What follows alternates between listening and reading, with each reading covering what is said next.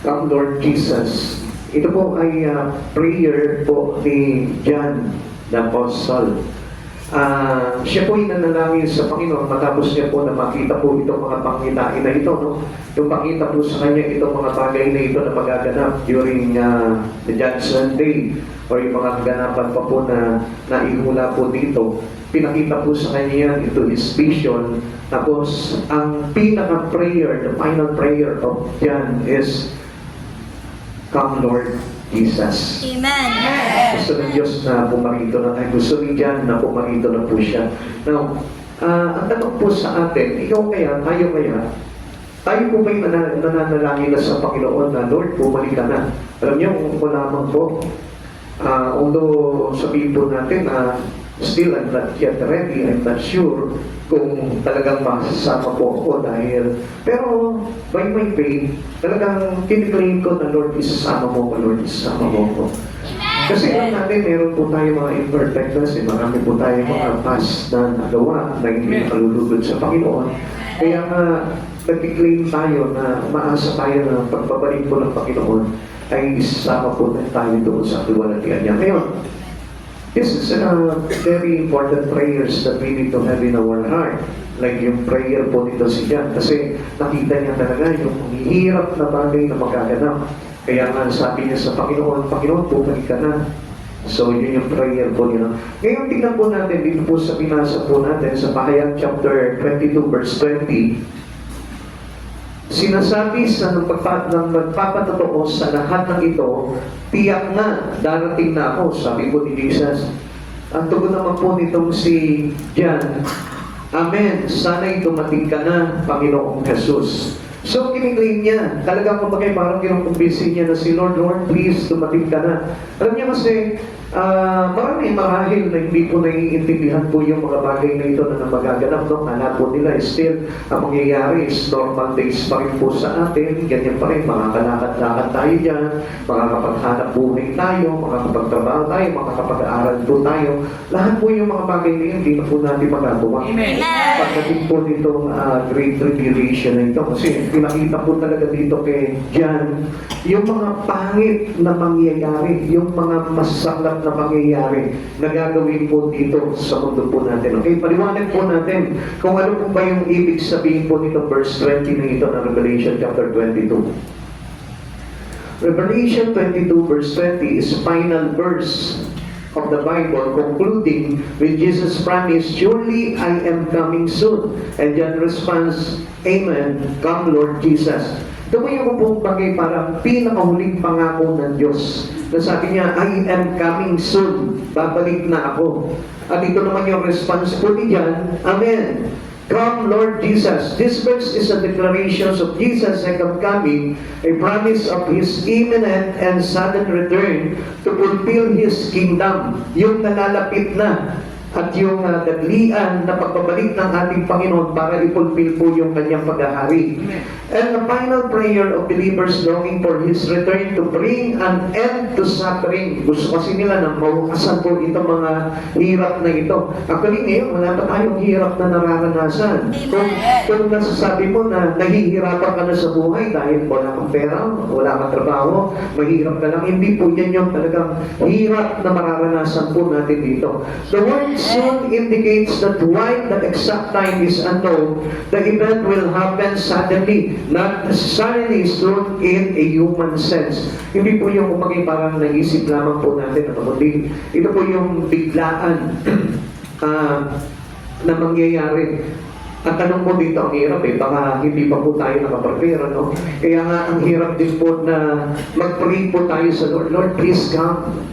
Hindi po natin pwede talagang i-claim na talagang pumarito na po ang Panginoon. Lalo na kung hindi pa po tayo na nakahanda. Halimbawa, kung medyo alanganin pa tayo, nag-struggle pa tayo sa mga spiritual things na ginagawa po natin, yung medyo inaantok-antok pa sa gawain, medyo nag-struggle ka pa sa pag-church, o kaya naman hindi ka pa nakakadalo ng mga prayer meeting, medyo alanganin pa po tayo doon. Kaya nga po, ito pong si John, pinakita sa kanya talaga ng Panginoon, napakabuti na ng Diyos ganyan kasi pinasilip niya yung mga bagay na magaganap na talagang sobrang hirap po talaga. Kaya parang napadaing sa prayer po ito si Jan at sinabi niya, please come Lord, dumating ka na. Now, last things in the Bible are important. So, ito yung mga huling bagay po dito sa Biblia. Ano po? Napakalaga po dito. The last promise is, I come quickly. It is the final promise of God, of our Christ Jesus, na nangangako siya, babalik siya para sa atin. The last invitation is, Amen. Even so, come Lord Jesus. So, bilisan mo na, parang sinasabi po ni John dito, bilisan mo na Lord, dumating ka na. Parang ayaw niya nang abutin itong mga kapigatian na ito na magaganap Kaya nga, sabi niya, sumang-ayon siya sa Lord, Lord, bumalik ka na. Kaya nga, alam niya mga kapatid sa Panginoon, napaisip lamang po ko dito, na kailangan pala itong panahon na ito, kung ito po ay ipinapasok na sa ating puso ng ating Panginoon, napakainam po pala na tayo po talaga ipagbago na. Napakita po pala na tayo po'y taliguran na po natin yung mga bagay po na hindi wasto, na kung saan talaga makakapagpasabit po talaga ng kalagayan po natin. Dahil pinakita po dito kay John na ang hirap po talaga ng daranasin ng tao po talaga dito sa mundo na ito. Kapag dumating na po yung kalapastanganan, walang kaparis, walang katulad. The last invitation is a prayer. Ito po yung kumagay parang panalangin po nito si John. It is a prayer by John for Jesus to return. So alam niyo mga kapatid sa Panginoon, whether we are not yet ready, pwede po tayo maging handa. Kung tayo po ay magsisikap po na ilapit ang buhay po natin sa Panginoon. Yung po bang wala na po tayong pagdadoubt, wala tayong pag-aalinlangan, and we are willing to let all our things to be loose in our hands. Kumbaga parang, sige, hayaan mo na kung mawala man sa iyo itong mga bagay na nasa mga kamay mo, hayaan mo na. Ang mahalaga po dito, yung ayusin natin, yung buhay po natin sa Panginoon. Huwag mo isipin yung mga pansarili mo, kundi isipin mo yung kaluluwa mo. Dahil ito po yung napakalaga. Ang hirap po talaga nito. Talagang ipinakita po talaga dito kay Jan, yung hirap na mangyayari po talaga pagdating po nitong panahon na ito, which is yung po tribulation and the other parts of this will be happens for the suffering of many. Marami po talaga magsasuffer. What did John invite Lord Jesus to return? Tingnan niyo po, bakit po inangiyahan na po niya ang Panginoong Jesucristo na bumalik na? Po? Unang-una kasi, ito yung nakita ni John. John had seen the result of the world's rebellion. Alam niyo, habang tumatagal ang panahon, mas marami pa ang nagre-rebelde. Kaya nga, mas mainam na hanggang kahit papano, may puso ka pa sa Panginoon, mas magandang bumalik na ang Panginoon. Amen. Kasi kung hindi mo talaga maiistanan, o hindi mo talaga matatayuan, na ipagpatuloy mo yung magandang hangarin mo na makalapit sa Panginoon, pagbalikin mo na ang Panginoon. Kasi, marahil ito pwede pang mangyari po sa atin na kapag pinatagal pa natin yung panahon, baka hindi natin makontrol yung sarili natin, mas maging masama tayo. Amen. At hindi na tayo tuluyang mapabilang sa pag-ahari ng Panginoon. Kaya nga, tayo po mismo, mag-stand po talaga, kaya napakainam po talaga na tayo po ay talaga napupundasyonan po talaga ni Kristo Jesus sa buhay po natin. Para rin kahit na ano po yung mga pandaraya ng kaaway, marami pong pandaraya ng kaaway na magtataboy po sa atin. Isa na po niyan, yung kahirapan, yung mga pagsubok sa buhay, karamdaman, o kung ano man yung mga panlalason sa isipan po natin ng kaaway. Yan po yung mga bagay na kung saan magtataboy po sa atin. Kaya nga, mas mainam na, let us all pray to God, Lord, please come. Amen. Dumating ka na, Panginoon, para na sa ganon, abutan mo pa yung puso ko na malapit pa sa iyo. Abutan mo po itong puso ko na ito, Lord, na ikaw pa rin yung kumagay parang nasa laman ng puso ko. Kaya nakita po ni John po dito yung pangkalahatan, pangbuong mundo na paglaban ng tao sa Panginoon. John had seen man at his worst. Kung paano naging malala na po ang kalagayan ng mga tao po ngayon. Kaya nakikita niyo po, kung minsan, di ba, parang antibigas na ng ulo ng mga tao, no? Kahit anong encouragement sa kanila ng Lord, hindi nila pinapansin po dito, they ignored it. Amen. Patuloy po nila nilalabag kung ano yung bagay na mas makabubuti sa kanila at makapagdudulot sa kanila ng kaligtasan. Minsan, alam na nga natin na kung ano yung makakapagligtas sa atin, pero ayaw pa rin po natin ipasok yung buhay po natin doon. Mas iniintindi pa rin po natin yung mga bagay na para lamang dito sa mundo na ito na natitiyak naman po natin na hindi natin papakinabangan. Especially when the Antichrist was already there. Amen. Kapag nandito na po yung Antichristo, alam niyo po ba, hindi na papakinabangan yung mga bagay na yan. Amen. Yung mga tahanan ninyo, hindi na magiging inyo yan. Amen. Yung mga bagay-bagay na meron kayo dyan, hindi na po yan magiging inyo. Especially kung hindi kayo magpapatatak talaga. Amen. Kaya nga, bakit ka magpapatatak? Eh, samantalang ang sinabi po ng aklat po ng Revelation, sabi po sa atin, kapag may mark of the beast ka na, wala ka ng pag-asa. Kasama ka nang itatapon doon sa dagat-dagatang apoy. Now, John had seen man at his words. He had been there when Jesus was rejected and betrayed.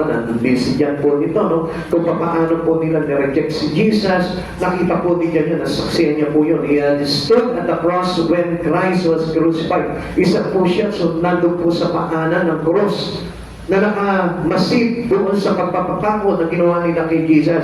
He had known many of the martyrs and had been exiled for his faith. Yung mga kasama niya, mga apostol. Di ba? Tingnan niyo yung kabutihan ng po dito, no? Ito po si John ay hindi po talaga, kung parang hindi siya namatay doon sa pag-exile po sa kanya, ano po, yung pinakuluan siya sa mantika, ano po, nakaligtas po siya doon, miraculous na hindi po siya talaga namatay po doon. At siya po yung nag-iisang apostol na kung saan ay namatay ng payapa. Amen. So, dito po yung nakikita po ni John po dito, saksi niya po siya sa mga bagay na ito. Katulad din po natin, alam po natin ito because we read the Bibles already. At nakita po natin na talagang kasama ng ginawa nila kay Jesus. Jesus has given John a panorama of prophecy, a view of the future.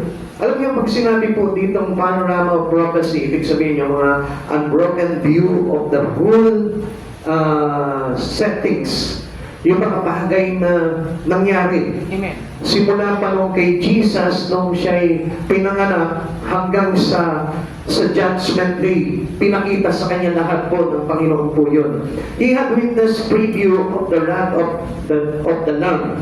Dito, pinasilip po sa kanya po dito, kumbaga parang pinakita po sa kanya dito kung ano po yung magiging puot ng Diyos na ito sa Revelation chapter 6.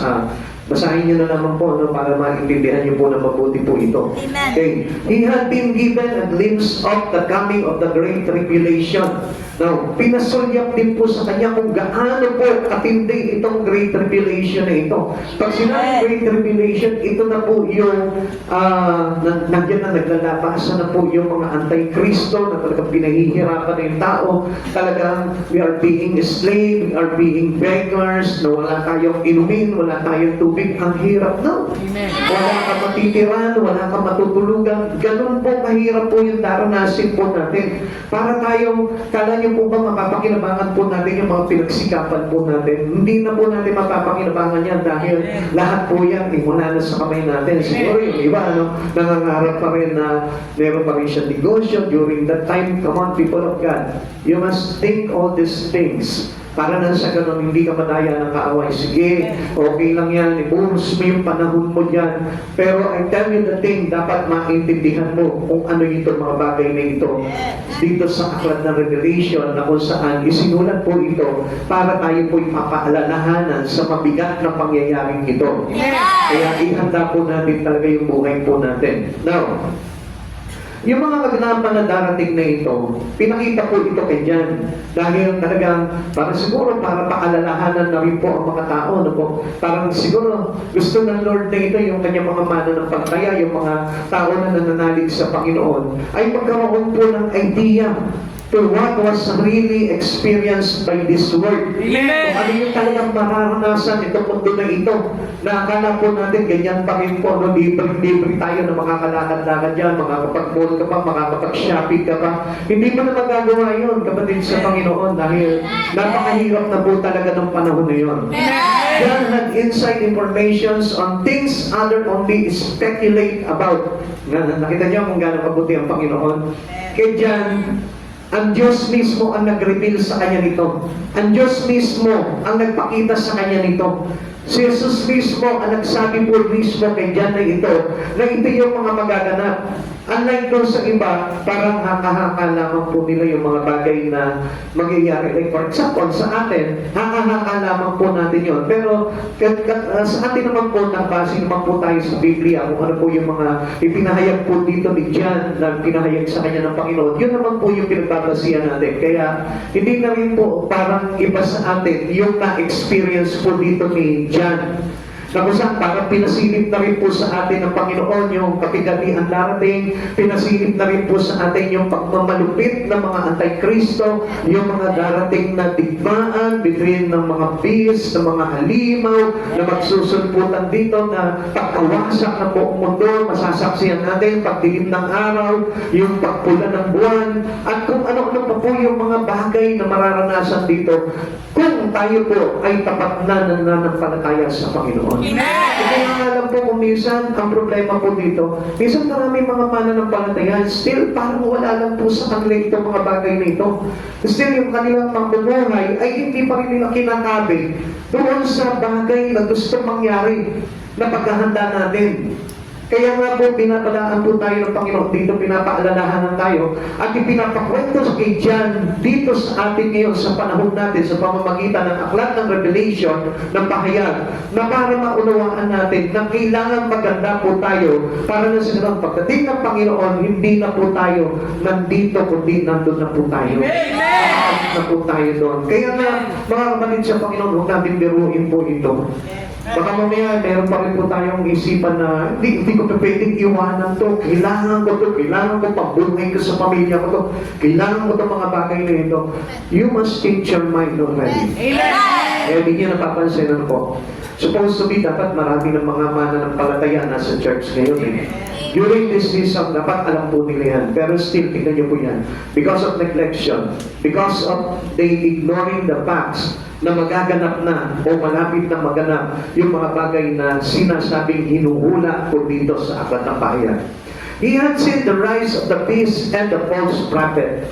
Pinakita po sa kanya ito. So, hindi sinungaling ang Diyos. Lagi niyong tatandaan. According to Revelation chapter 13, pinakita po sa kanya dito yung paghahari ng halimaw na mayroong 7 ulo na kung saan nakukoronahan lahat yan. At yung isa naman ay nakatutok sa kanyang ulunan yung pangyuyurak, panlalapastangan sa pangalan ng Diyos. Amen. Kaya nga mabigat-bigat po ito.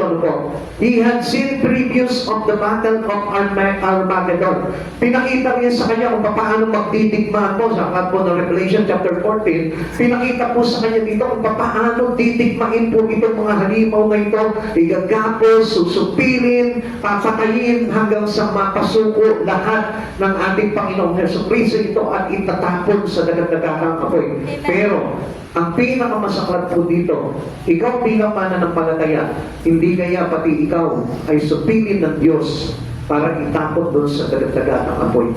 Pastor naman, nagsisimba naman ako. Yes, maybe.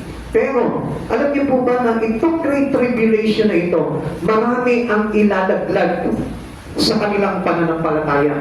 Kaya nga kung hindi po certain, yung iyong pananampalataya sa Panginoon, it is possible for you to fail. Alam niyo mga kapatid sa Panginoon, ako'y napapaalala po sa inyo, kapag hindi niya tinibayan yung stand po ninyo sa Panginoon, nabasa ko po dito talaga, na kapag dumating po itong false prophet na ito, itong antichrist na ito, itong beast na ito, itong halimaw na ito, talagang hindi ka makakatanggi kung hindi ka talaga nakatayo sa ating Panginoon. Amen. Alam niyo po ba, alam niyo, basta lang matatanggihan niyo, ayoko.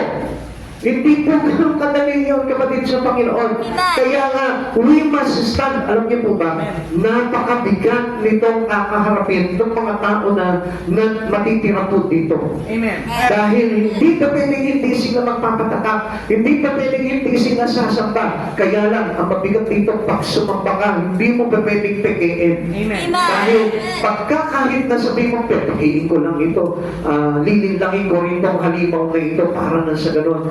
hindi niya ako pugutan ng ulo, hindi niya ako patayin. Come on, kapatid sa Panginoon, hindi ganon kabobo ito pong kaaway na ito. Amen. Kaya nga mga kapatid sa Panginoon, gusto ko po na malaman po ninyo, itong mga oras na ito, ito yung panahon na nagpapatatag tayo sa pananampalataya. Yung hindi tayo natitignan, pansinin po, konting lagdam ka lang, hindi ka na umaatid, hindi ka na dumadalo ng gawain.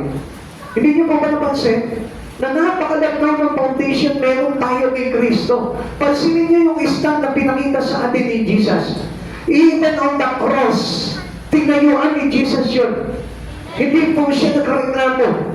At patuloy niya pa rin sinunod yung kalooban ng Panginoon. Now, tingnan niyo sa atin, minsan nagkaroon ka lang ng maliit na problema. Sandali, hindi mo na ako mag-church. Lilipanan ko na yung ministry ko. Kapatid sa Panginoon, hindi yan yung stand na hinahanap sa atin ng Lord. Amen. Kasi mandaraya po ito, anti-Kristo na ito. At mapapasang-ayon ka, whether you like it or not, kung hindi ka talaga matibay na tumatayo kay Kristo.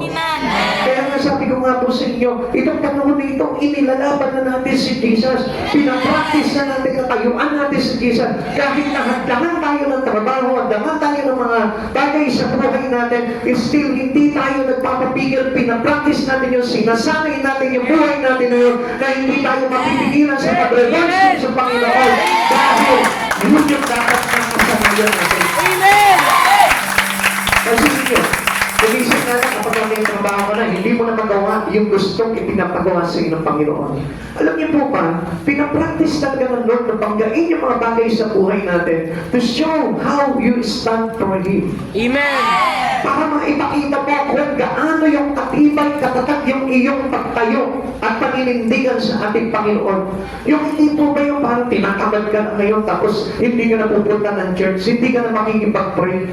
Yung bang sinusunod mo palagi yung laman mo, paano pa kaya kapag halimbawa nagugutom ka na?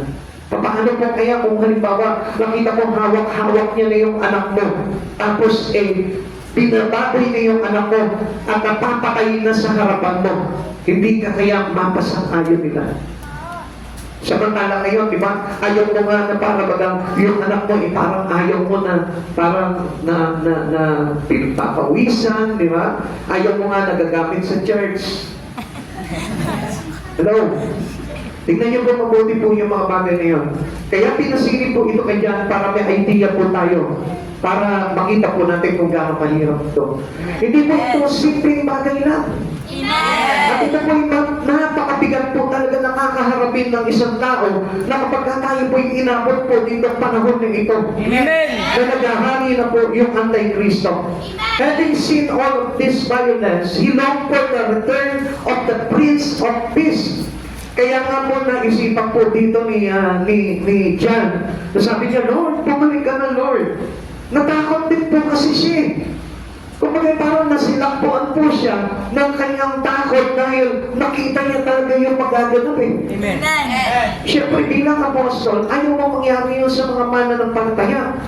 Kaya nga mga kapatid sa Panginoon, even ay, nagpapaalala po ako sa inyo na huwag tayo masyadong matigas sa paninindigan natin sa sarili natin. Amen. Dapat maging malambot na tayo doon sa mga bagay na inuutos sa atin ng Panginoon. Amen. Dahil alam nyo, ayaw din po yung magsasaber. Dahil alam nyo, dito pa lamang po, magaganap na yung parusa ng isang tao na matigas ang ulo at hindi sumusunod talaga sa Panginoon. Bakit? Kasi po, yung parusa na talagang nandito na nakabanta laban sa ating mga mananampalataya ngayon ay nakaabang na po yan. Kaya mga kapatid sa Panginoon, mas mainam po na talagang sundin na po natin ang Panginoon para na sa ganoon. Pagbalik po ng Panginoon, mapabilang po tayo sa kanyang ipapalik. Ikalawa, ano po ba yung nakita po dito ni John kung bakit tinawag niya na ang Panginoon into his prayer to return? He had seen the glory of Christ's return. Nakita niya kung gaano maluwalhati po ito. Nakita niya kung gaano kaganda yung pagbabalik ng ating Panginoong Jesucristo. Kasi alam niyo po ba, it is not a simple event. It is a big event. It is a great event. Bakit po ba? Kasi bababa dito ang Panginoong Jesucristo para pigilan na lahat. Para supilin na ang lahat. At alam niyo po ba, imagine niyo po, no? Halimbawa, ikaw galing ka na doon sa ganung hirap. Baka isang araw pa na sinabi mo sa Panginoon, baka tinawag mo na, Lord, please, please, dumating ka na ngayon, o kaya naman ipanig mo na ako. Baka wala pang isang araw. Sumako ka na at baka sabihin mo, tawagin mo na ng tawagin ng Panginoon. Kaya nang kung nandito ka, naiwan ka na at hindi ka na ipanig ng Panginoon, ano ba yung pag-asa mo doon? Magtitiis ka na lang dito. Kaya nga gusto po na malaman po ninyo, pagtiisan mo ngayon pa lang yung mga bagay para sa Panginoon. Kaya nga sinabi ng Panginoon, sino ang makipagtiis sa akin pagdating ng araw na ako'y parangalan din po siya. Amen! Kaya tingnan mo mga kapatid sa Panginoon, you must be obedient to God. Amen! Ka sa Panginoon. Pag sinabi ng Panginoon, magsipag ka na. Pagdating sa mga bagay sa Panginoon, gawin mo na yun. Pag sinabi ng Panginoon, ayusin mo na yung buhay mo, ayusin mo na yung buhay mo. Amen! Sabi po dito, he had heard the come up hither of revelation.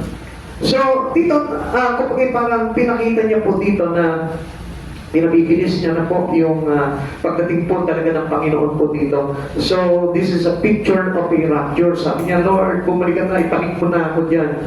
So, he had seen visions of believers in heaven filled with praise.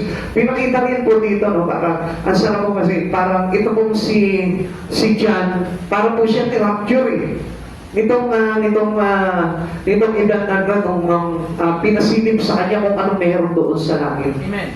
Ngayon, tingnan niyo mga kapatid sa Panginoon, baka mamaya hindi ka pa practice sex doon sa makikita mo sa langit. Baka mamaya dito parang hindi mo pa gusto gawin itong mga bagay na gagawin natin sa langit.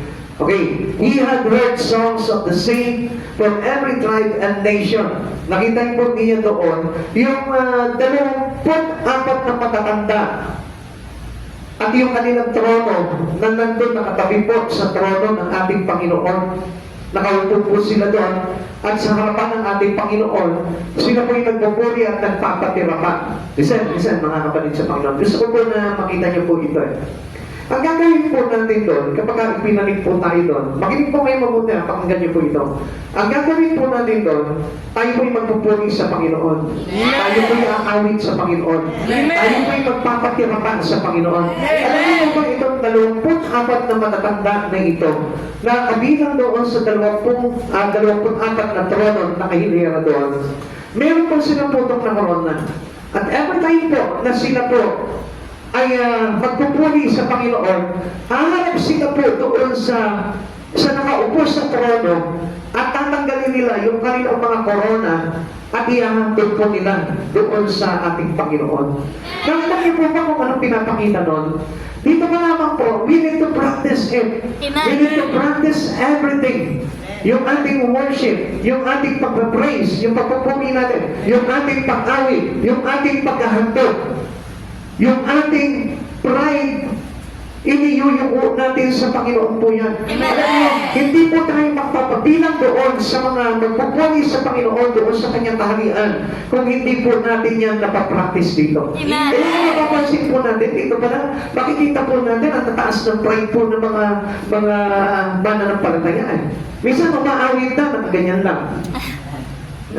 Ayaw sumabay, ayaw magpatira pa, ayaw magtaas ng kamay, ayaw umawit, ayaw sumambay yung kanilang espiritu sa ating Panginoon. So, ibig sabihin po niyan, hindi po talaga tayo matatanggap doon sa kalangitan if we won't practice all of these things that John seen from heaven. Kapatid, kaya pinasilip ito kay John para paalalahanan po tayo. Dapat matuto ka ng mag-worship. Hindi po kayo lahat umaawit sa Panginoon, ikaw nakatayo ka pa rin. Ang tagal pa ng Kristiyano, nakatayo ka pa rin habang umaawit po yung iba. Di wala kang kagalaw-galaw dyan. Di naka-lumingay ka lang dyan. Kapatid sa Panginoon, gusto ko po na malaman po ninyo, ito po ginagawa po natin dito, it is our practice. Amen! Para pagdating po natin doon sa langit, hindi tayo mananinibago. And we are qualified to be there. Amen! Okay. Ang sabi dito, he had heard a song of the saint from every tribe and every nation. So, ibig sabihin, lahat yun. Kaya nga, we must practice it. Parang ang sa gano'n, gusto mo ng rapture? O sige, kailangan matutunan mo itong mga bagay nito. Kailangan matutunan mo magtaas ng kamay sa Panginoon para sumamba. Kailangan matutunan mo sumigaw o umaharing ng malakas para sa pagpuri sa Panginoon. Kailangan matutunan mo magpatirapa. Kailangan matutunan mo maghandog sa ating dakilang hari.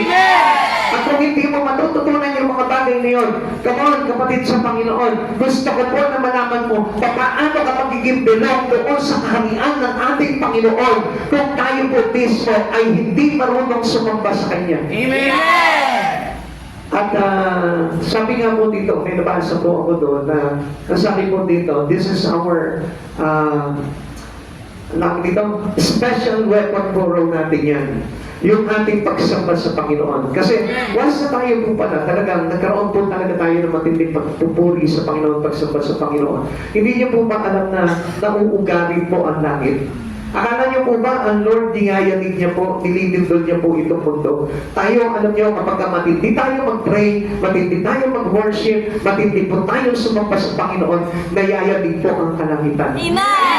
Hindi yung yanig na parang in-earthquake natin, ha? Kundi, lahat po sila natutuwa, nagagalak dahil lahat po ng mga libo-libo o bilyong-bilyong mga anghel doon, kasama na ang ating Panginoon, lumulundag sa tuwa kapag nakikita nila marunong tayong sumamba. Amen. Amen. Kaya pagdating po sa pagsamba sa Panginoon, huwag kayong matamlay. Amen. Kapag parang may sakit, ano po, kasi doon sa heaven, walang may sakit po doon. Amen. Kahit na nararamdaman mo, may sakit ka, may karamdaman ka, parang wala iba mo na yan. Sumamba ka sa Panginoon. Sige, Amen. pagkakain mo sa Panginoon. Dahil kailangan po karamdaman sa ito. Amen. Amen. John had witnessed the marriage of the Lamb and his bride, the church. Teka niyo ha, ang dami talagang pinusilip po dito kay John eh. Alam niyo kung hindi po ito pinakita kay John, marahil po mas lalo matigas ang tao.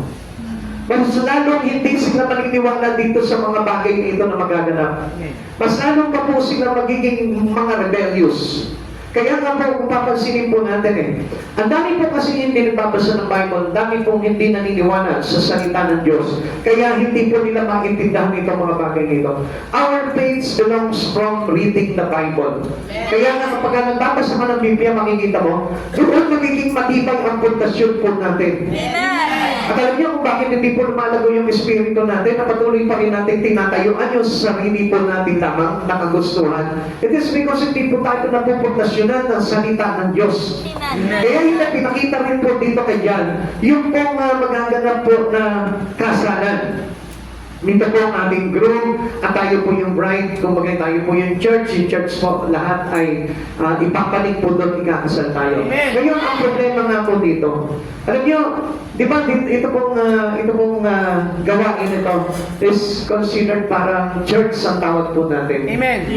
Actually, alam niyo kung bakit po tinawag na church po itong building na ito, although hindi naman po talaga ito yung totoong church, tayo po yung mga church. Alam niyo kung bakit?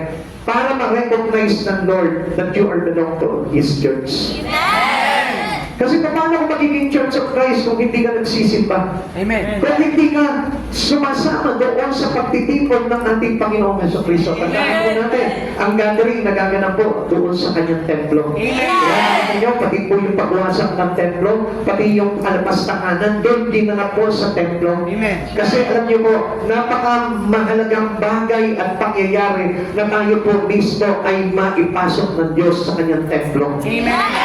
Siyempre, kung nandun po tayo sa Israel, dapat kabilang po tayo doon sa templo ng ating Panginoon. Now, ito po ang itong kasalanan po na ito, isang beses naman po ito magaganap. Kaya nga, we need not to miss it.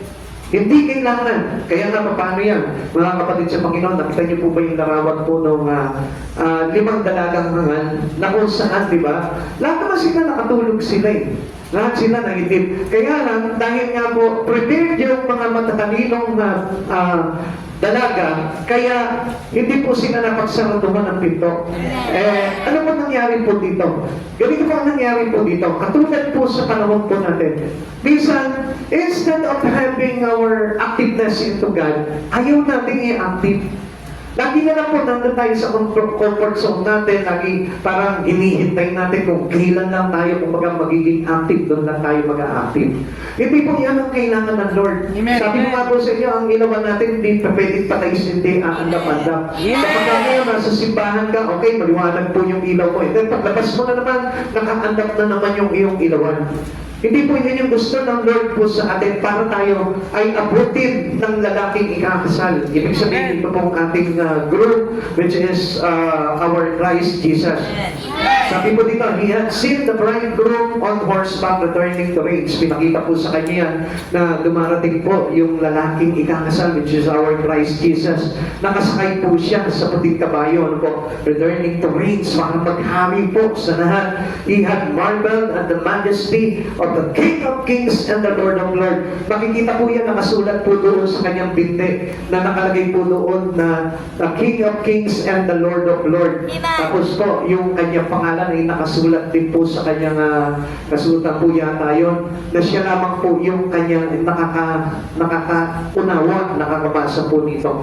Kaya mga kapatid sa Panginoon, dito pinakita rin po dito kay John na yun. Naku, mga kapatid sa Panginoon, tayo kaya kapag dumarating na ang Panginoon, ano po, makita kaya natin yun?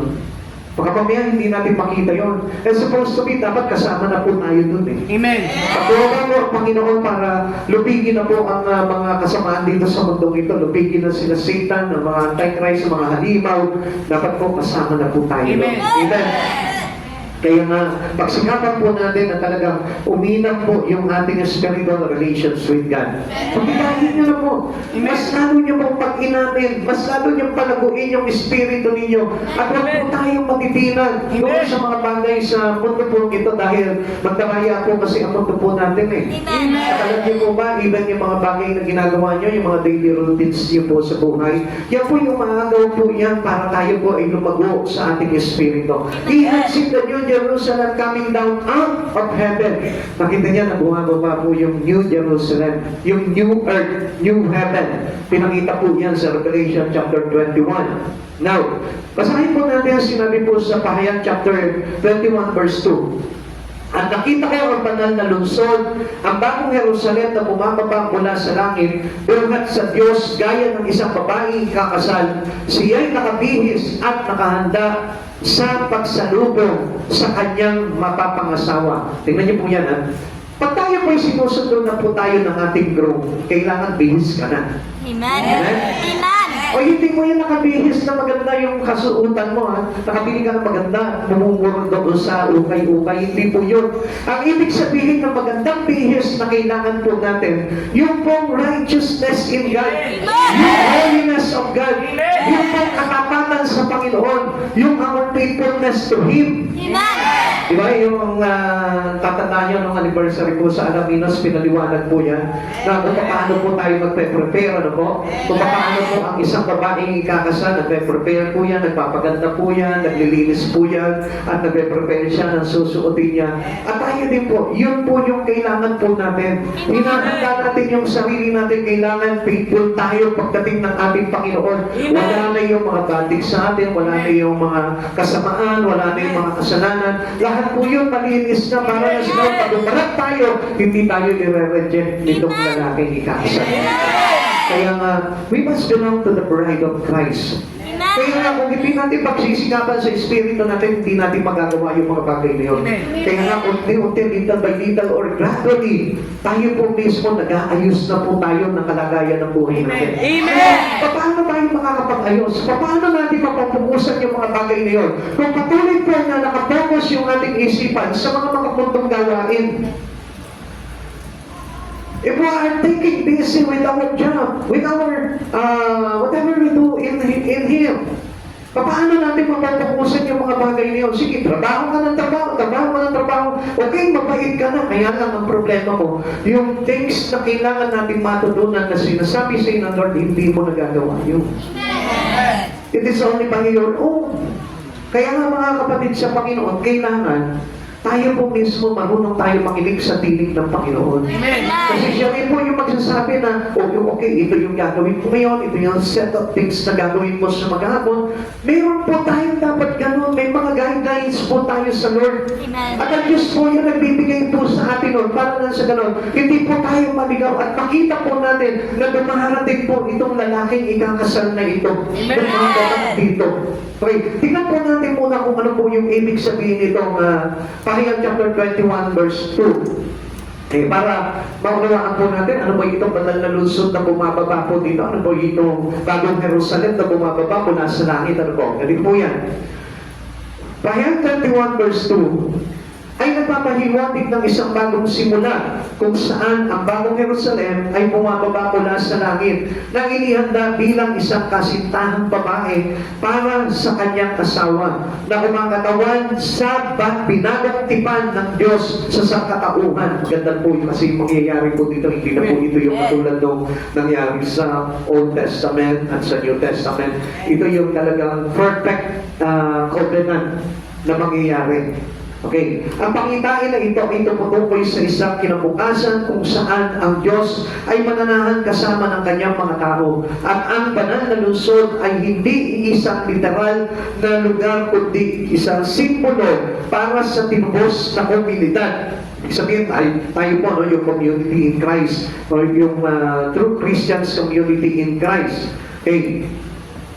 Na pinalalmutian ng katwiran at walang hanggang kalwalatian ni Kristo. So, pinakita rin po dito na dapat yung ating the rights in Christ, yung righteousness in Christ, at yung po na glory in Christ ay sumasa atin na po, kailangan po yan. Kaya kailangan natin ginagawa po ito, pinamumuhay natin sa araw-araw. Hindi po yung araw ng pagsimba, araw lang ng linggo. Hindi, kailangan araw-araw po na talaga makita sa atin talaga yung kalwalatian ng Diyos. Tinitiyak ng talata sa mga mananampalataya ang hinaharap ng pag-asa kung saan ang pagdurusa at kasalanan ay pinalitan na ng presensya ng Diyos at buhay na walang hanggan. Wala na yung mga kasalanan dito. Kaya makikita natin wala na yung pagdurusa. Wala na lahat ng mga problema. Kundi lahat na kumbaga parang naka-design na doon sa kalwalatian ng buhay na walang hanggan. Kaya napakaganda po dito na tayo po mismo, yung tayo po ikasal po sa lalaking sa group na ito na ating Panginoong Jesucristo pagdating ng araw. Kaya pagsikapan po natin yun. Okay, papaliwanag ko po sa inyo, ano po ba yung tinutukoy po dito na bagong Jerusalem? Ito yung isang simbolikong representasyon ng tinubos na komunidad. Tayo po yun, Tayo po yung community na sinave ng ating Panginoon. Mga mananampalataya mula sa lahat ng edad na nagtitipon kasama ng Diyos. Kaya nga napakahalaga ng pagtitipon, our gathering with God. Mahalaga po yan. Ito ay kumakatawan sa isang bagong tipan at isang bagong simula para sa katauhan. So, this is a new covenant to us by God. Amen. Pero wala na tayong dapat na ikatakot dito kasi kung kabilang po tayo dito, wala na po yan. Hindi na po tayo matutok sa kasalanan kasi wala na kasalanan po dyan. Wala na sisitan po dito. Wala na po dito yung mga demonyong kapitbahay, demonyong mga nanaglipana. Di ba?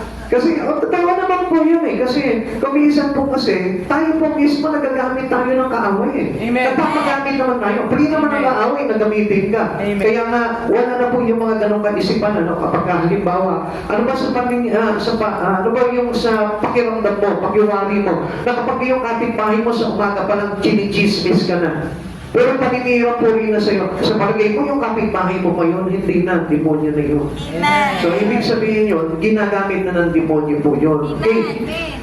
Yun naman tinatawag na the bride and the groom. Ang pinapakita naman po sa atin yan, ano sa tayo nilalarawan bilang isang nobya na napapalumutian para sa kanyang asawa. So, pinapaganda tayo, As a church, tayo yung bride. So, pinapaganda tayo ng ating Panginoon para na sa ganon tayo po ay maging karapat-dapat na sumagisag na bilang isang bride sa ating Panginoong Jesucristo. Amen. Kapag ito pong simbahan, tayo po, as a church, tayo po ay nagkakaisa sa isang hapunan ng kasal ng kordero. Ang tinatawag po dito yung adornment or nakagayak na po dapat tayo, Kaya nga huwag po natin kakalitain na gumayak tayo habang wala pa ang Panginoon. Kaya na po natin yung sarili natin. Kailangan mapalabutian tayo na mga kapatalan at katwiran ng ating Panginoong Jesucristo. Baka mamaya yung iba bilang na lang bili ng mga trahe ni boda para isusunod niya pagdating ng Panginoon. Hindi po yan ang kailangan natin. Pinapuputi po natin yung ating kalooban. At yung tinatawag naman po dito New Earth, ito po ay kumbaga parang bumaba mula sa langit, mula sa Diyos, ay nagpapahiwatig na ang Diyos ay mananahan kasama ng kanyang mga tao sa bagong lupa. At tayo po yun. So kasama na po natin ang Diyos at hindi na tayo maghihiwalay po nun. Wala nang hiwalayan yun, kaya nga kasal eh. So ibig sabihin po nun, hindi na tayo hihiwalayan ng Panginoon, hindi tayo iiwan talaga nun. Amen. Amen.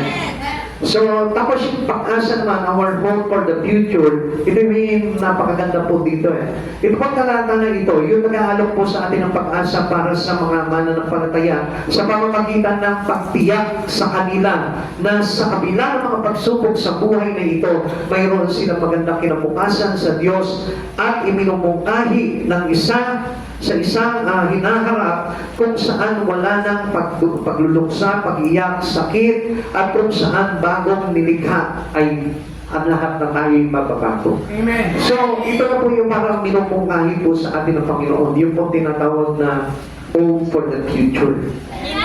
Kaya hindi natin makakapit po yung hope na yun kung nasa mundo pa rin na ito yung pag-asa po natin. Amen.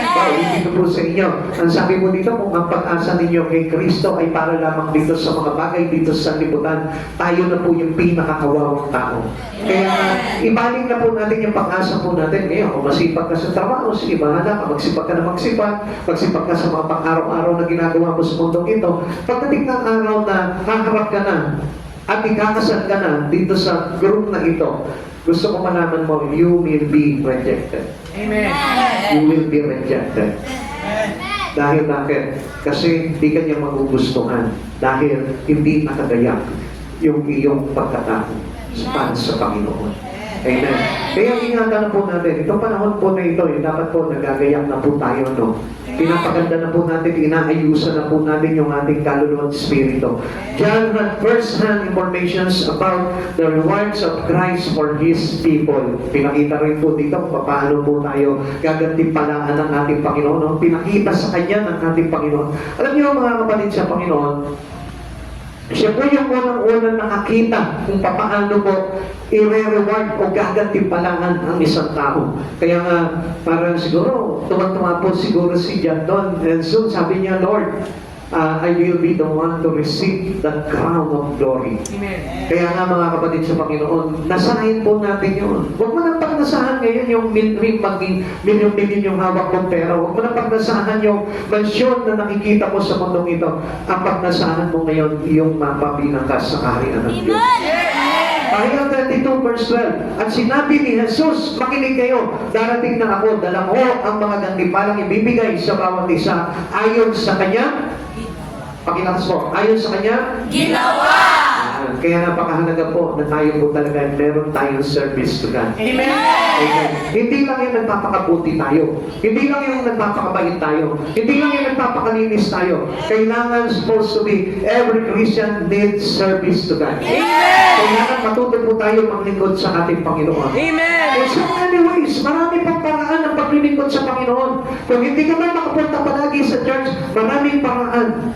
Pagkahagi ka ng salita ng Diyos, pag-akay ka, mo, at huwag lamang po sa salita. Kasi marami po ako naririnig, Pastor, kahit naman po minsan sumasablay po ako sa pag-church, nagsishare naman po ako ng mabuting balita sa mga kapwa ko. Pero paano maniligtas yun kung hindi natin sila aakayin at ihahatid kay Kristo? Amen. Amen. Tignan nyo ha, kapag halimbawa ang isang bata, no, sabihin natin na ilang taon yung naglalakad na? 2 years old. Diba? Minsan, 1 year, hindi pa ganong ano yan eh. Matatak, 2 years old, matatak na yan. Ngayon, ang gawin mo ngayon dito, isama mo sa plaza. Tapos, bitawan mo doon, tignan mo kung ano mangyayari sa kanya, iwanan mo. Ano kayo mangyayari doon sa bata na yun? Ay, makapahamak po yun. So, ibig sabihin, kung halimbawa kakatagpo ka ng isang Kristiyano, ng isang tao na wala kay Kristo, pinakilala mo si Kristo, pinag-pray mo siya, tapos sinabi mo sa kanya, ligtas ka na, tapos iniwanan mo na. Parang ka nag-iiwan ng 2 taong bata doon sa plaza, hindi mo na binalikan. Kailangan na alagaan mo yan. Papalakihin mo kay Kristo yan. Amen! Hindi yan, share ka na ng share ka na ng share, tapos hindi naman na iintindihan yan. Kaya nga maganda, mga kapatid sa Panginoon, ipanganak natin sila kay Kristo, palakihin natin sila kay Kristo, at patandain natin sila kay Kristo. Yan po yung kailangan na ginagawa po natin dito. Kaya nga, to receive the reward from God, dahil malapit ang dumating po talaga ang Panginoon, ano kaya ang reward na tatanggapin po natin? Ang tanong po dito, meron kaya matanggap tayo reward? Ganti pala, kapatid sa Panginoon. Kung halimbawa, nakikita mo lang yung sarili mo, nag-church ka lang, and then pag-uwi mo ng bahay, wala na. Kapatid sa Panginoon, it's just a big wrong. Gusto ko po na malaman po ninyo, kailangan tayo po yung main ginagawa. Amen! Hindi tayo makaka-receive ng gantimpala kung wala po tayong ginagawa pagdating sa ating Panginoon. God was ready for the visions to become reality, to take place. Inanda niya na yung sarili niya, makita niya po itong mga bagay na ito. Nasabi niya sa sarili niya, Lord, I need to be ready. I need to prepare myself. Kaya sinabi niya, Amen. Come, Lord Jesus. Diyan long for the coming of great day. Kumbaga parang excited na po siya. How about you? Excited ka na ba ngayon sa pagbabalik ng ating Panginoon? Siguro hindi tayo magiging excited kung hindi pa po tayo nakaayos. Kung hindi pa tayo nakabihis na pagkasal. Siguro isa pa rin po tayo doon sa pumipigil, Lord, please, huwag ka mo nang babalik. Marami pa akong pangarap, Lord. Wala pa akong 1 million sa bangko. Wala pa akong magandang sasakyan. Wala pa akong magandang bahay. Lord, hindi pa stable yung trabaho ko. Siguro baka sinasabi natin sa Lord, Lord, please, huwag ka munang kabalik. Alam niyo, yung preparation natin is about our future here only. Na alam natin, sayang lang. Wala tayong magpapala. Because all these things is surprise. Amen! O yun eh. Wala tayong madadala sa langit. Kaya nga, pinag-iimpukan na po natin at pinagbibigyan na po natin ng panahon sa buhay natin is the things that we need para sa pagharap natin sa Panginoon, handa po tayo. Amen! Kaya kapatid sa Panginoon, huwag mo na pong hintayin na talagang bukas nandiyan na ang Panginoon. Dapat ngayon pa lang pagsikapan mo na. Kung halimbawa, let's say, medyo meron ka pa rin tamad sa katamaran sa pagsisimba, sipagan mo na. Sa pagbabasa ng Bible, nag-i-struggle ka pa rin. Magbasa ka na. Kailangan na itatak na sa puso mo yung pong salita ng Diyos dahil this is the badge of our salvation. Pag umarap tayo sa Panginoon, this is our access. Na makikita at masisilip ng Panginoon na salita ng Diyos ang nakasulat sa iyong puso. At pag wala yun, mga kapatid sa Panginoon, we will be rejected. Sabi po ng John chapter, ito po yung ikatlo, John wanted to see his returning king. Ito po mismo na gusto po makita po nitong si Juan, nitong si John, yung pagkabalik po talaga ng Panginoon. Diba? Ang sarap naman po talaga na makita po ito. No? Yung makikita mo na pagkabalik na po dito si Jesus. No? Tapos talagang sure ka na ikaw yung sasalubungin ng Panginoon. Kaya nga, syempre, hindi ka magiging excited kung alam mo na hindi para sa iyo yung pagbabalik ng Lord. Amen? Bakit para sa iyo man yung pagbabalik ng Diyos, pero hatulang ka na pala. Hindi para pala iligtas ka, kundi hatol pala yung ibibigay sa iyo. Kaya nga kapatid sa Panginoon, ngayon pa lang dapat na pinag-iisipan na po natin yan. Inilalagay na natin sa puso natin, ano ba yung mga bagay na dapat kong gawin? Ano na ba yung bagay na preparation na kailangan kong pagsikapan sa buhay ko? Ano na ba yung mga bagay na dapat kong tanggalin? Ano na ba yung mga bagay na dapat kong ipasok sa puso ko para mas lalo akong maging malago, maging malinis, maging maayos sa harapan ng ating Panginoon? Alam niyo mga kapatid sa Panginoon, isa lang naman po yung dapat na naman ng isipan po natin, yung mga bagay na may kinalaman sa ating Panginoon. Huwag mong hayaan na mapunyot yung isipan ng mga bagay lamang dito sa mundo ito. Kasi minsan, di ba, sinabi rin sa atin ng Bible, kung ano yung laman ng isipan po natin, yun ang nangyayari. Amen. Kaya nga kung halimbawa, yung mga laman ng isipan po dito lang sa mga bagay na ito, yun lang yung magaganap sa iyo. Maaaring yayaman ka dito, magiging aasenso yung buhay mo dito, pero wala yung pangyayari na magaganap doon. Amen. Kaya nga, tayong lahat, tignan po natin mabuti po yun. John wanted to see his returning king. John had been exiled on that island long enough. At alam niyo po ba, doon sa lugar na yun na kung saan binigay sa kanya yung vision na yun, yun din yung lugar na kung saan doon siya na-exile. Doon siya, kumbaga, pinakulungan sa mantika, pero hindi po siya namatay po doon. At doon din po siya kung saan ay tinakonsyo po siya doon parang bilanggo at nagsilbi po siya doon na matagal hanggang sa nung pinalaya na po siya doon lamang po siya nagkaroon ng yung payapang pagkamatay. Amen. Amen. Kaya mapapansin po natin, ang ganda, no? Doon siya pinarusahan sa lugar na yun. Doon niya rin nakita yung mga vision na ito na kinatagpo sa kanya ng Panginoon. Amen. Why did John invite Lord Jesus to return? Una, he had seen the result of the word's rebellion, yung magiging rebellious ng mga tao. He had seen the glory of Christ's return. Nakita niya yung kalwalatian ng Diyos sa pagbabalik po ng Panginoon. And third, John wanted to see his returning king. Dapat meron ka niya sa puso mo. Amen. Itong panahon na ito, dapat ikaw mismo, excited ka na makita po itong hari ng mga hari. Amen. Kaya sa ganon, ano man yung mga bagay na magandang po dito, tayo po ipapalit ng Panginoon. John had good reason for longing daily for Christ's return. Alam niyo kung bakit po parang tuwa-tuwa na po itong si John na masaksihan po itong mga bagay na ito na pagbabalik po ni Jesus. Kasi ang dami naman po talagang dahilan eh. Lalo na po sa kanilang mga apostol. Kay John, isa na po dito yung wanted to see Jesus again. Gusto niya na makita ulit si Jesus. Di ba? Nakasama niya na si Jesus dito sa lupa po, ng journey po ni Jesus dito sa lupa. Na-miss niya po yun. He wanted to reminisce about their days on earth together. Yung magkasama po sila. Kaya na tayo, ang problema sa atin dito, hindi eh. Hindi natin nami-miss yung Diyos eh. Kasi parang hindi natin nakasama ang Diyos eh. Pero actually, alam niyo, pagka tumubo sa puso mo yung, Lord, nami-miss ko na yung presence mo. Nami-miss ko na yung Panginoon yung pagsama mo sa akin. Alam niyo, it is a great and wonderful things that we may have in our heart. Amen. Napakaganda sa puso ng isang tao yun. Although, cannot see physically Christ in our eyes, pero nararamdaman natin yung pagsama palagi ng Panginoon sa atin. At nami-miss po natin yun.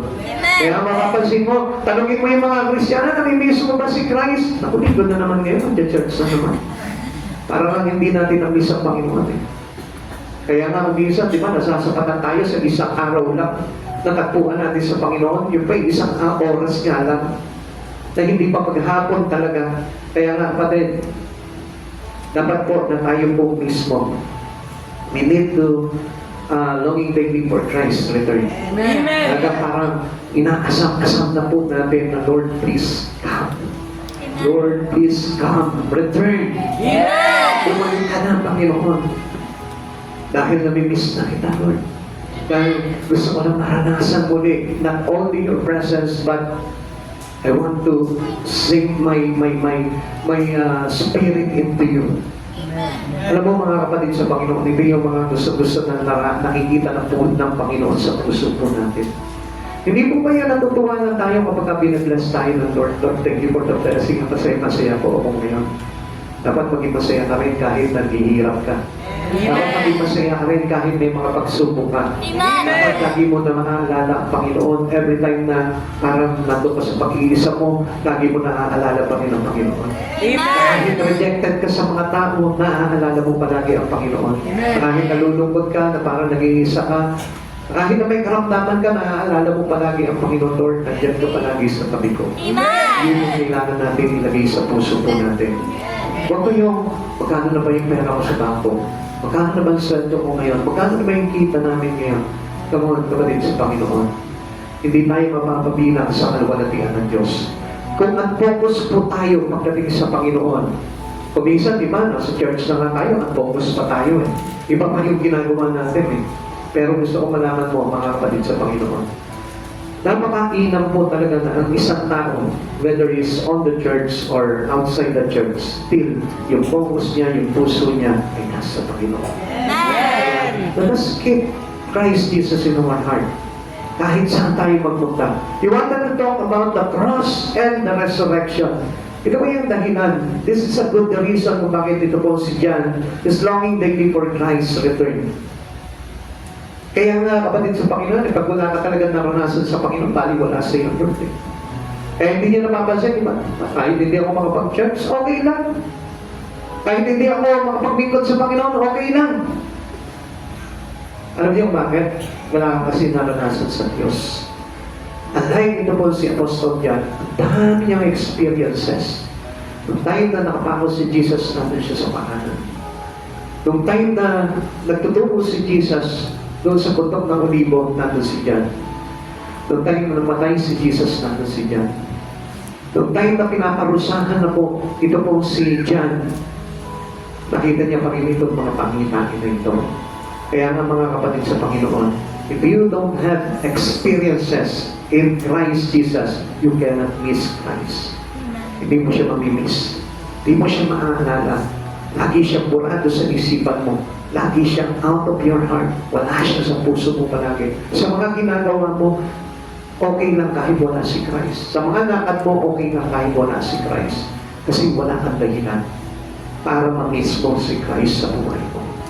Kaya nga kapatid sa Panginoon, if you are truly have your experiences with Christ, yung meron ka ng mga na-experience sa Kanya, yung mga miraculous things na ginawa ng Diyos sa buhay mo, siguro ngayon napapag-isip ka, ano nga ba yung mga miracle na ginawa sa buhay ko ng Panginoon? Marami. Kaya lang hindi mo alam yung kasi, hindi mo pinupukusan talaga si Christ sa buhay mo. Kaya mag-isip ka sa oras nito, kapatid, paano mo mamimiss ang Panginoon? Kung wala kang reason, magandang reason, para ma-miss mo siya. Kaya nga gusto ko po sabihin po sa inyo ngayon, dapat magkaroon ka ng encounter talaga kay Christ sa pagtulog mo, sa pag-isip mo, sa mga bagay na ginagawa mo sa araw-araw. Nakikita mo sana kung gaano kabuti sa iyo ang Panginoon. Nung habang nagluluto ka, hindi mo alam nandiyan sa tabi mo si Christ, kasama mo tinihingalan ka. Dapat naranasan mo si Kristo sa buhay mo. Kaya tuloy, natatapunan tayo ng mga pagsubok sa buhay. Kasi wala yung good reason eh. Para mahanap-hanap mo ang Panginoon sa buhay mo. Kaya nga ako, anyo mga kapatid sa Panginoon, napakaswerte ko eh. Dahil hindi ko matagalan talaga na maghapon lang ako nasa bahay. Dahil parang hindi kompleto yung buhay ko kapag hindi kami pupunta sa church, hindi kami gagawa. Wala akong masyasharean. Parang hindi kompleto yung araw. Kaya nga alam niyo mga kapatid sa Panginoon, doon ko na kita na ang buhay ko pala ay napakapalad dahil marunong ko nang hanapin ang Diyos sa buhay ko. Na kahit sa bago sa pagkatulog ko, nakakausal ako ng kahit na may tingpag namin. Naalala ko pa rin siya. Sa pagkagising ko, minsan nga kapag sumablay po ako ng gising na madaling araw, medyo napapahimutok ako. Sabi ko sa Panginoon, Lord, sorry. Medyo inabot ako ng bigat ng katawan. Pero that was wrong. Hindi mo acceptable sa Panginoon yun. Pero still, nandun pa rin sa puso ko na babawi ako sa Lord. Kahit na tinanghali na ako ng gising, at bawa nakagising na ako ng 5 a.m., babawi ako ng mabilisan sa Lord. Lord, sorry, hingi agad ako ng tawad sa Panginoon. Habang nag-CCR ako, tumatawag ako sa Panginoon, Lord, sorry, Lord, sorry. Naunahan ako ng flesh ko. Kapatid, tatanungin kita, kailan mo hinanap ang Panginoon? Baka halos hindi mo na maalala. Dapat sa mga oras na ito, oras-oras, araw-araw, sa umaga, sa tanghali, sa gabi, dapat tinatawagan mo ang Panginoon. Ibig mo kahit hawak mo yung cellphone mo, mag-i-scroll ka pa rin, maghahanap ka ng mga bagay ni Kristo. Kahit na anong ginagawa mo, mag-iisip ka pa rin ng paraan para makatagpo mo si Kristo sa buhay mo. Amen. And this is the good reason why we are longing daily for Christ's return. May dahilan ka na para sabihin mo, Lord, come and return. Doon mo lang masasabi yun. Pero kung until now, sa loob ng isang linggo, isang beses mo lang naaalala si Kristo, wala kang dahilan. Para sabihin sa Lord, Lord, pagbalik ka na, wala kang dahilan. Kaya nga, lagyan mo ng dahilan yung buhay mo ngayon. Umpisa. Amen. Huwag mong titiisin ng Panginoon na lilipas ang isang araw na hindi mo siya naalala, na hindi mo siya kinausap, na hindi ka nagbigay sa Kanya ng puso mo, na hindi mo siya pinasalamatan. Huwag mong papalipasin ang isang araw na yan.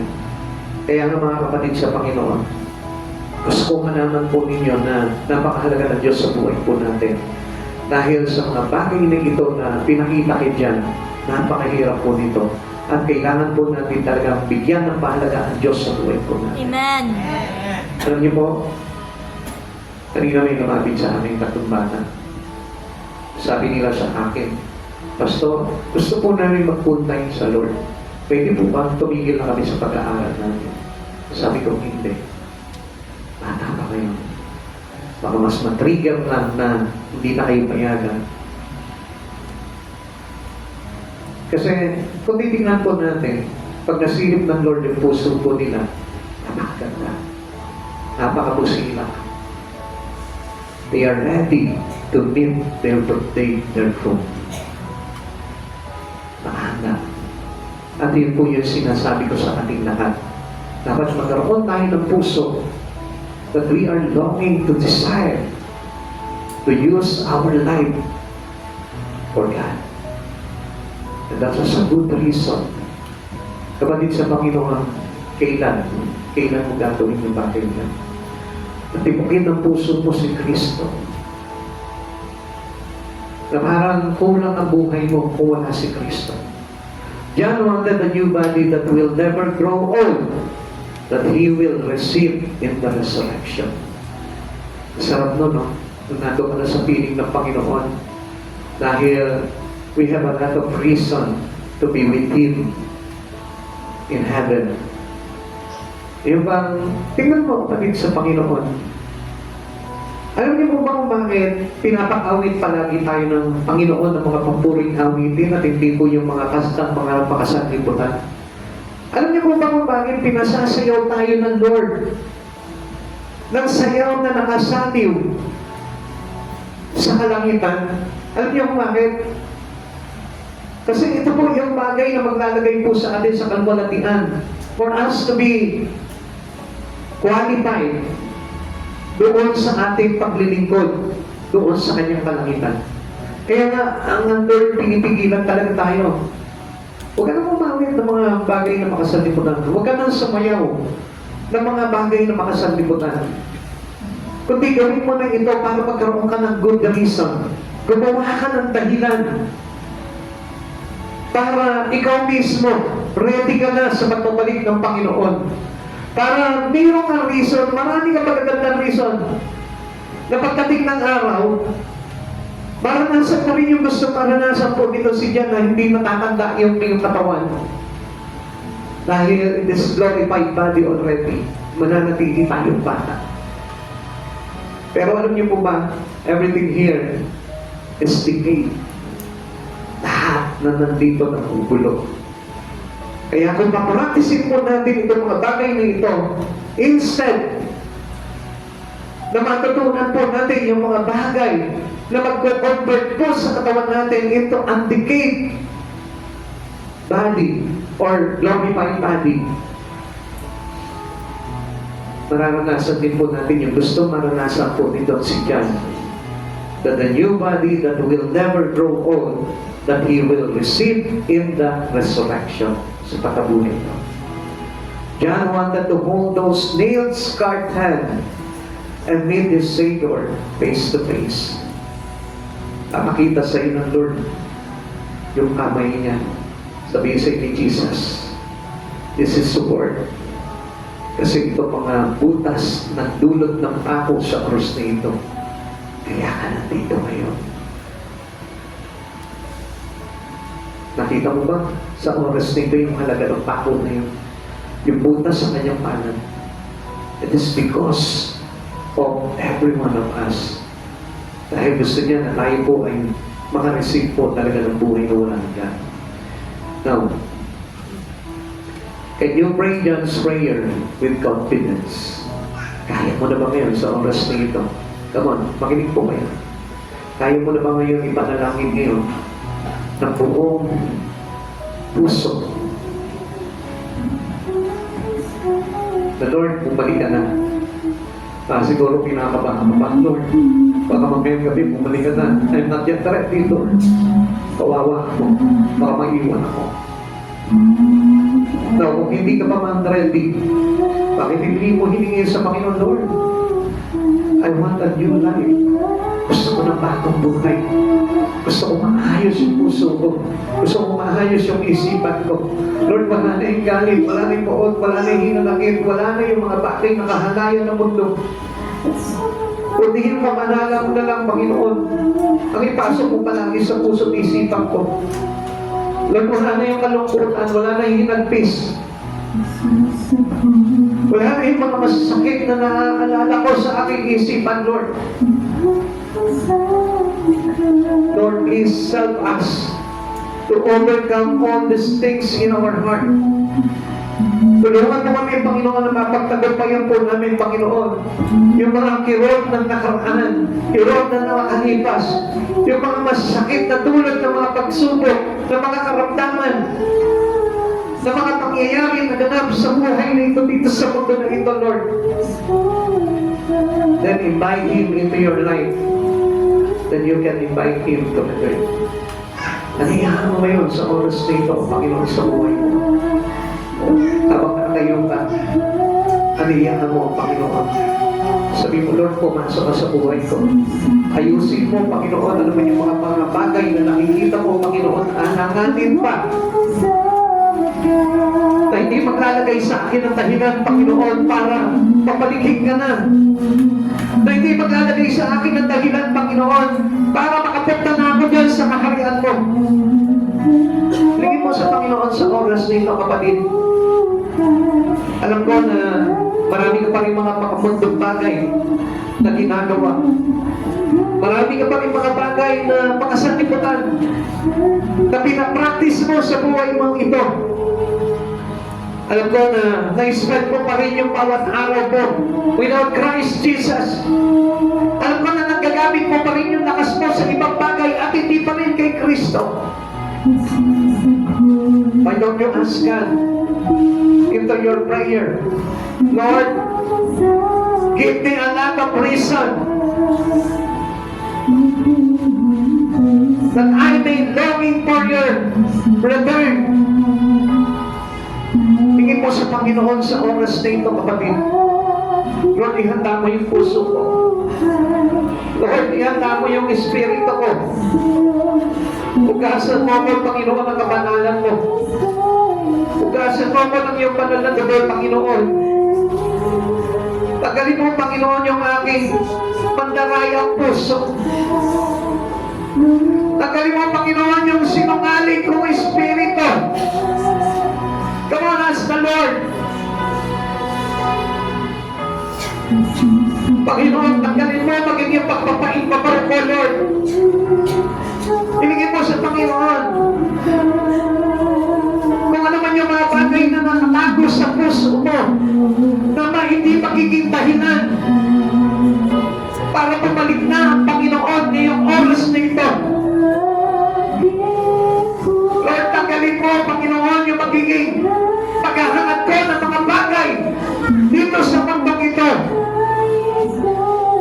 Ilagay mo sa akin, Panginoon, yung paghahangad na makansang ko, Panginoon, ang buhay na walang hanggan sa pamamagitan mo, Panginoon Jesus. Kapagiging mo sa Panginoon, yung bagay na humahadlang sa iyo, yung katamaran. Sabihin mo sa Lord, Lord, tanggalin mo yung katamaran mo ito. Tulungan mo ako makapaglingkod sa iyo, Lord. Tulungan mo ako makasama ko, Panginoon. Yung community of a Christian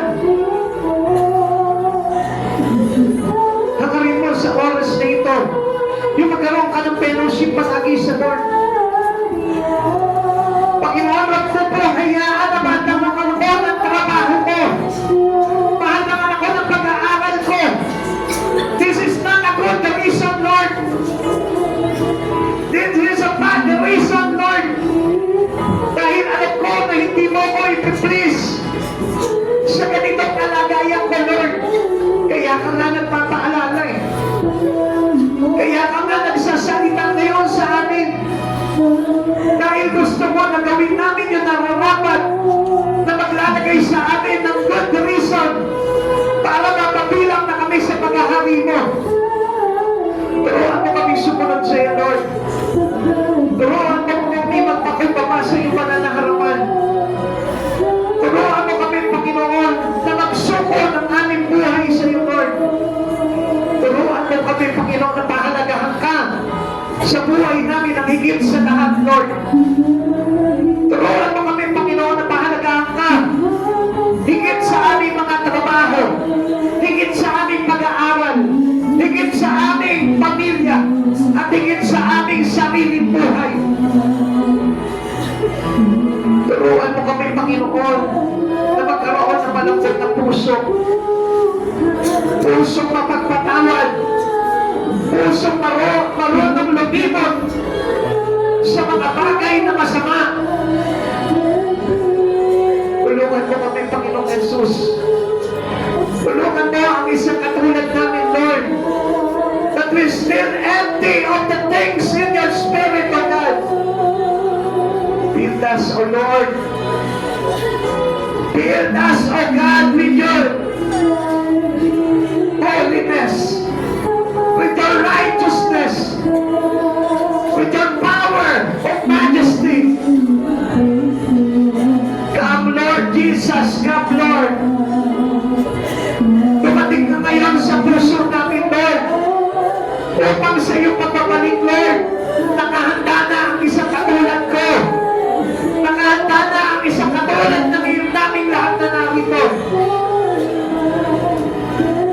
Maringin mo sa Panginoon kung ano yung nais mo na mangyari sa iyo. Nakikinig siya sa oras na ito kung doon pagpapakumbaba mo na idudulog sa Kanya.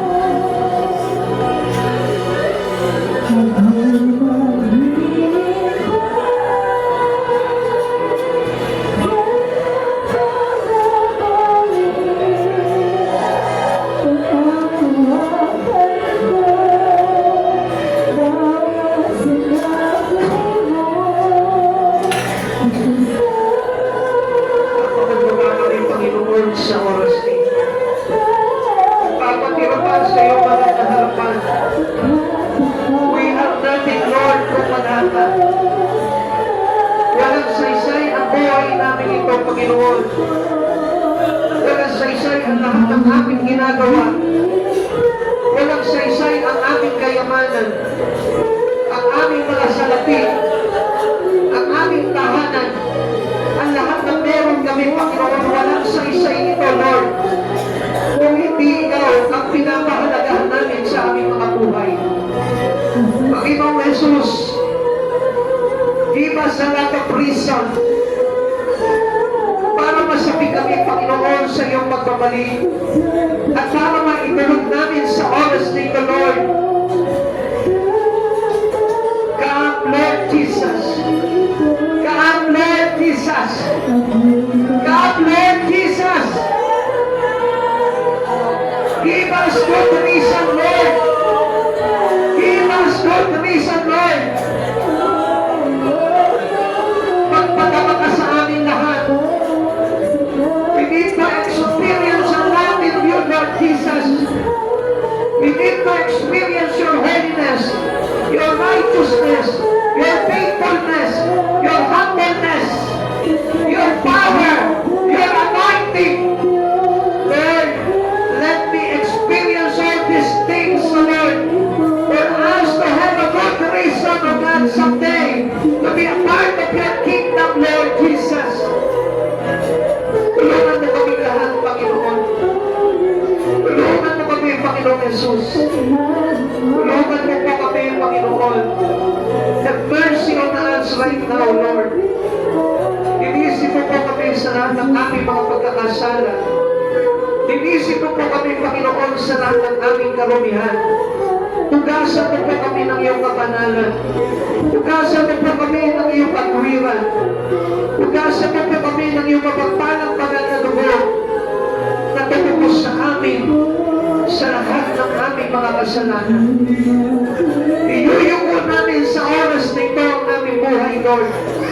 Simula sa oras na ito, Lord, walang ibang mahalaga na sa amin, Lord, kundi ikaw. Lord, susunod na lamang ang ibang bagay, O God.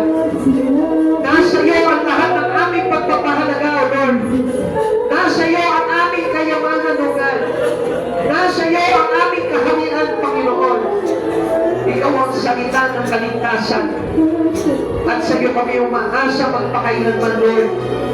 Kapag ka sa iyong pangako at hindi mo kami bibiguin at isasama mo kami sa iyong kinaroroonan pagdating ng araw.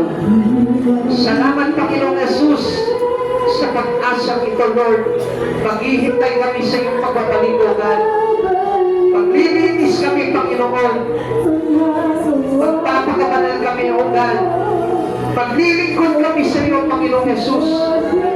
Pahintulutan mo po lamang ang buhay dito, Lord, na kailanman hindi naging karapat-dapat sa iyo. Panginoon, maraming salamat po. Hallelujah, glory to you alone.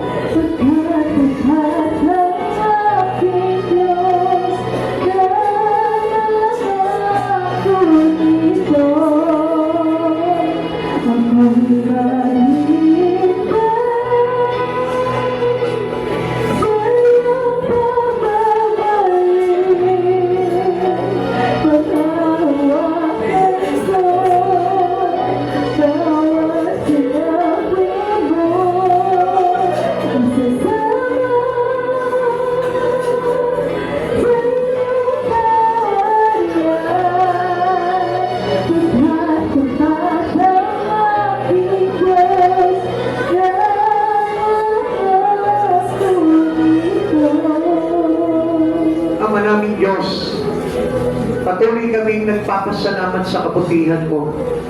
Sapagkat kung hindi dahil sa dakilang habag mo, Panginoon, tunay nga na hindi namin masasaksihan ang iyong pagbabalik. At hindi po kami, Panginoon, mapapabilang sa pagliligtas mo. Subalit, Panginoon, sabi mo nga po, Lord, your grace is sufficient for all our needs. Sapat na, Panginoon, ang biyaya mo. Sapat na ang iyong habag upang kami, Panginoon, ay maligtas. Panginoon, nais mo lamang, Panginoon, na kami maging masunurin sa iyo, God. Masunurin hanggang kamatayan. Panginoon, maraming salamat po, Lord. Sa oras nito, Panginoon, pinasasalamatan ka namin, Panginoon, ng buong kaluluwa, o pagmamahal, o puso, o espiritu. Tulungan mo po kami, Panginoong Jesus, na maganap po namin ang isang pagbabago na nais po sa aming buhay, O God.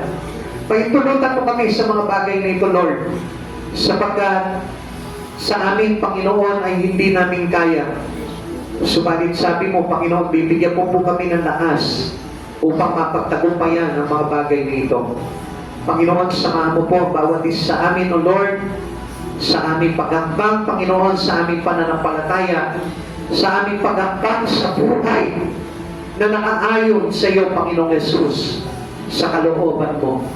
Panginoon, maraming salamat po, Lord. I-bless mo po, Panginoon, ang bawat isa ng Espiritu mo, Lord, upang sa ganun, Panginoon, ikaw ang Diyos na laging una sa amin ngayon at magpakailanman. Lord, give us a heart of faithfulness, O God. Give us a heart of obedience. Give us a heart of worship. Give us a heart who's willing to serve you, O God.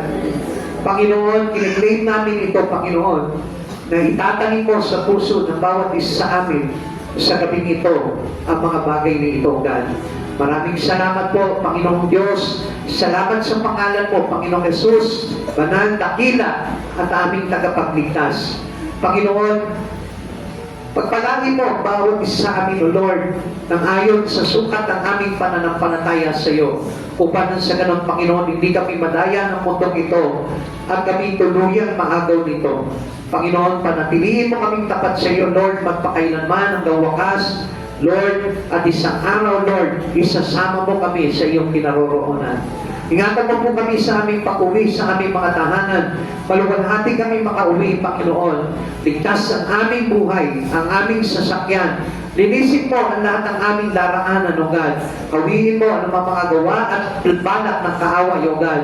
At samahan mo po kami ng libo-libo o mandirigmang anghel sa langit, O God, na siya po ang magbabantay sa amin, O God, at sa bawat paligid na aming daraanan upang ligtas kami maluwalhati makabalik sa aming mga tahanan. Maraming salamat po, Lord. I-bless po ang church na ito, Lord, maging ang aming church sa Kalasyaw, O God. Ikaw ang Diyos na manahan palagi, kapagyarihan po ang Diyos na palagi po na naroon. Maraming salamat po, Panginoong Jesus. Salamat sa buhay ng lahat, O God. Salamat, Panginoon, sa iyong mensahe at salita, O God. At hayaan mong taglayin po namin ito habang kami lumalakad sa paglilingkod sa iyo. Salamat, dakilang Diyos. Sa iyo po namin ipinabalikan lahat ng kapuri at karangalan sa tanging pangalan mo po lamang. In Jesus' name, Amen and Amen. God bless po.